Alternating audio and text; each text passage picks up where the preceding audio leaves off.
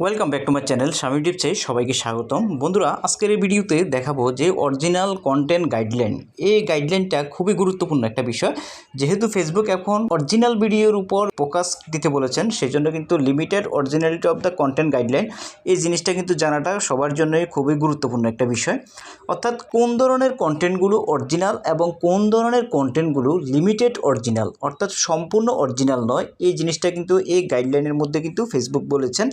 এবং যদি আপনার এই ধরনের কোনো সমস্যা হয় তাহলে কিন্তু আপনার কী সমস্যা হবে, কিভাবে এই সমস্যা থেকে উতরাতে পারবেন, সমস্ত বিষয়গুলো কিন্তু এই ভিডিওর মধ্যে আপনি জানতে পারবেন। তো ধৈর্য ধরে ভিডিওটা দেখার চেষ্টা করুন। পুরো বিষয়টা কিন্তু আমি ডিটেলস ইলাবোরেশনের মাধ্যমে আপনাদেরকে বুঝিয়ে দিব। প্রথমে কি বলছে দেখুন, to get the best distribution across Facebook, Meta encourages pages and profiles to post content that was originally produced by the publisher. এই কথাটা খুবই গুরুত্বপূর্ণ। প্রথম কথাটাই, যদি আপনার যে কন্টেন্ট সেটা যদি অরিজিনাল হয় তাহলে মেটা নিজেই এটার যে ডিস্ট্রিবিউশনটা সেটাকে বাড়িয়ে দেবে, অর্থাৎ এটার রিচটাকে বাড়াবে। যদি লিমিটেড অরিজিনাল হয় তাহলে কিন্তু এটার রিচটাকে বাড়াবে না। মূলত প্রথম কথাটা এটাই বোঝাচ্ছে। যদি আনঅরিজিনাল কন্টেন্ট আসে তাহলে কি হবে, নিচে এগুলো বলা আছে, ফ্ল্যাগ কন্টেন্ট দিতে পারে, যে কোনো একটা সমস্যা কিন্তু ইস্যু তৈরি করে দিতে পারে।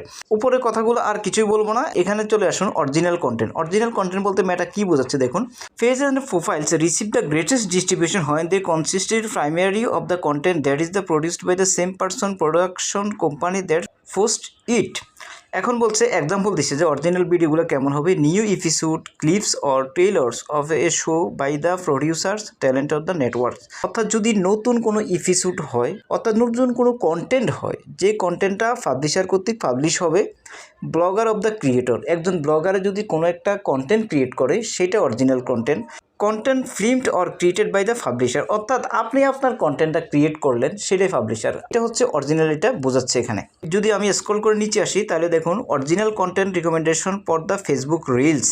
এখানে কি বলছে দেখুন, when Meta detects two or more identical reels on the Facebook, only the original one will be the recommended. এই কথাটা গুরুত্বপূর্ণ, যে যদি মেটা দেখে যে দুইটা সেম কন্টেন্ট রিলসের মধ্যে, তখন মেটা কি করবে, যেটা অরিজিনাল কন্টেন্ট ওই কন্টেন্টটাকে রিপ্লেস করবে, অর্থাৎ ওই কন্টেন্টটাকেই ডিস্ট্রিবিউশনটা বেশি দিবে, ওই কন্টেন্টটাই পেপারে রাখবে। যে কন্টেন্টটা অরিজিনাল নয় সেই কন্টেন্টটা কিন্তু রিকমেন্ডেবলে দিবে না, আপনার কিন্তু সেই কন্টেন্টটা ডিলিটও করে দিতে পারে, সেই কন্টেন্টটার কারণে একটা ইস্যুও কিন্তু ক্রিয়েট হতে পারে। এই জিনিসটা এখানে বলছে। নোট দিছে দেখুন, এখানে কি বলছে, duplicative content won't be replaced if it's been meaningfully enhanced. এখানে আরও অনেক কথা বলেছেন, এই কথাগুলো না জানলেও সমস্যা নাই, কিন্তু আপনাকে যে বিষয়টা জানতে হবে সেটা হচ্ছে লিমিটেড অরিজিনালিটি।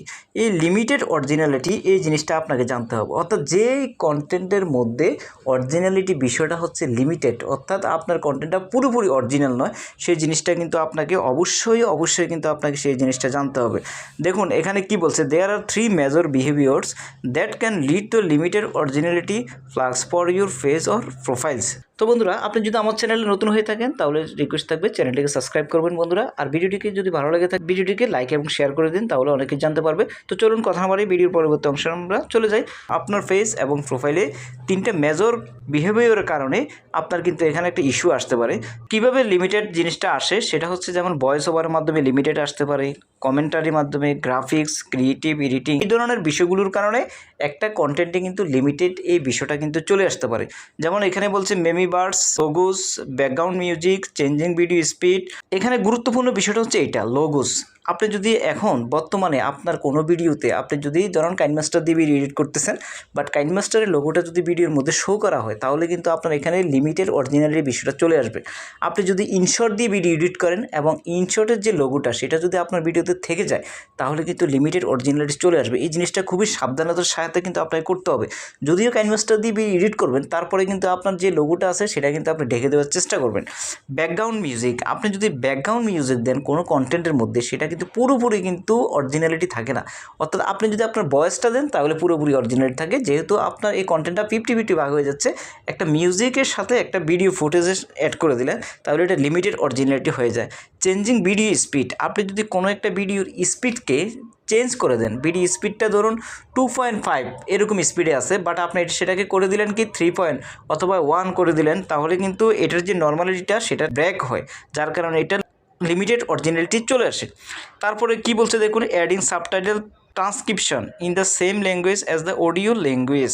এই কথাটা খুবই গুরুত্বপূর্ণ। অর্থাৎ আপনি যদি একটা ভিডিও তৈরি করেন আপনার বাংলা ভাষা দিয়ে, আপনি সেখানে আবার সাবটাইটেলও বাংলা ভাষাটা দিলেন, তাহলে কিন্তু এটা লিমিটেড অরিজিনালিটি চলে আসতে পারে। ওটা সেম জিনিসটা আপনি দিলেন এখানে, আপনি সেখানে ইংলিশ ল্যাঙ্গুয়েজ দিতে পারেন সাবটাইটেল, অথবা হিন্দি ল্যাঙ্গুয়েজ দিতে পারেন, কিন্তু বাংলা ভাষার কথা বলে বাংলা ল্যাঙ্গুয়েজ দিলে এখানে বলছে যে জিনিসটা এরকমই বোঝাচ্ছে যে adding subtitle transcripts in the same language as the audio language, describing what happens in the video with no addition information. অর্থাৎ যদি আপনি ভিডিওতে একটা বিষয়কে আপনি ডেসক্রাইব করতে যাচ্ছেন, অথবা কোনো একটা প্রোডাক্ট বা কোনো একটা ওষুধের সম্বন্ধে আপনি একটা ডিটেলস বলতে যাচ্ছেন, বাট সেটা যদি আপনি সরাসরি সুন্দরভাবে ডিটেলসটা না বলেন, তাহলে কিন্তু আপনার এই ভিডিওতে লিমিটেড অরিজিনালিটি চলে আসবে, একটা সমস্যা কিন্তু ক্রিয়েট হবে। তো এখানে নিচে বলছে দেখুন, aggregating a page or profiles compile and post videos from the multiple pages third party content creator example include.